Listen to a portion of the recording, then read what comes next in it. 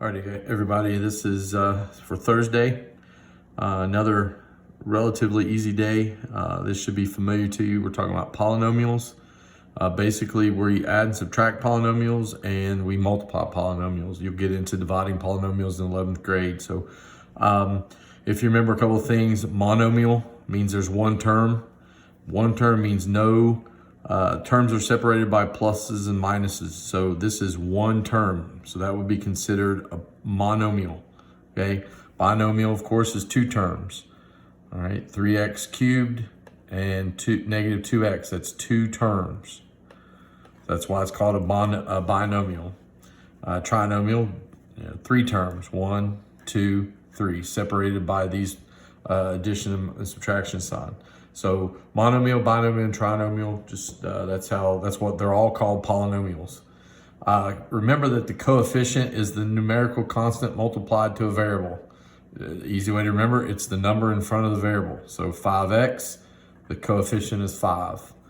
6x cubed y to the fourth, that's a monomial because it's one term. The coefficient is 6. So just remember that term, all right?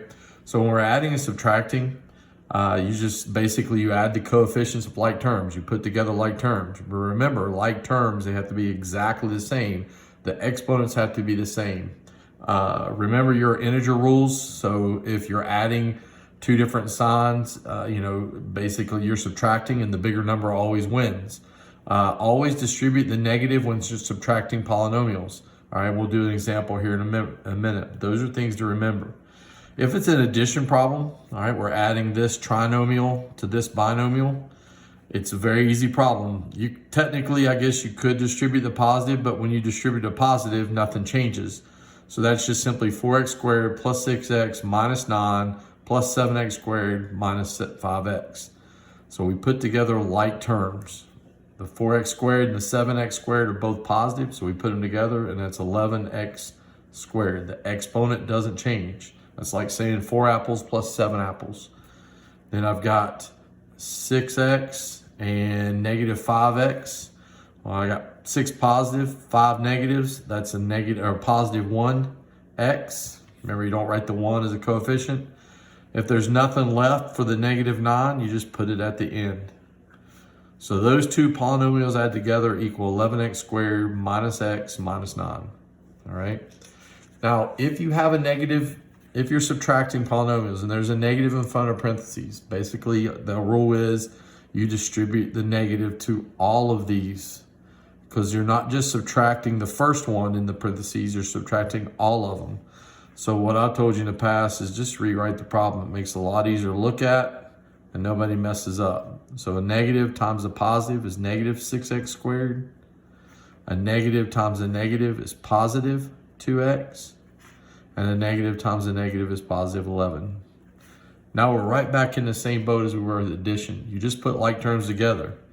I got 3x squared and negative 6x squared. There's more negatives, so that's negative 3x squared. Remember, exponents do not change when you're adding. I got negative 8x and I got positive 2x. Again, the signs are different. The bigger one always wins, so that's negative 6x.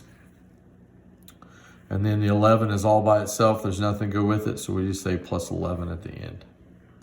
So adding and subtracting, all you're doing is you're putting together like terms. If it's a subtraction problem, you have to distribute, okay? Then you get to the multiplication. Multiplication is nothing more than distributive property, okay? You distribute every term in the first parentheses into every term in the second parentheses, all right, one at a time. You add exponents when you're multiplying variables. All right, and remember the shortcut I gave you for a binomial squared. Remember square, double square, and we got an example over here we'll do. So basically, again, this is double distributive property is what I used to call it. So if your parents are watching, they probably remember FOIL method back in the day. All right, double distributive property says 3x times 5x, that's 15x squared. 3x times negative 6 is negative 18x. Notice that when I did 3x times 5x, I multiplied like bases, I added the exponent. 1 plus 1 is 2. All right, this one only had one x with it, this one didn't, so that's why it's only an x. So I multiplied the 3x, I distributed it to each one. Now I'll do the same thing with the 2. 2 times 5x is 10x. And 2 times negative 6 is negative 12. Positive times negative is negative. Most of the time, these two middle terms will be like terms.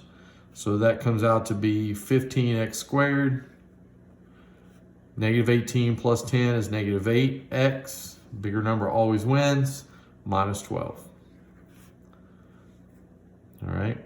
Now this one's a little bit bigger, but you're going to have a couple to practice with. So here's an example to look at.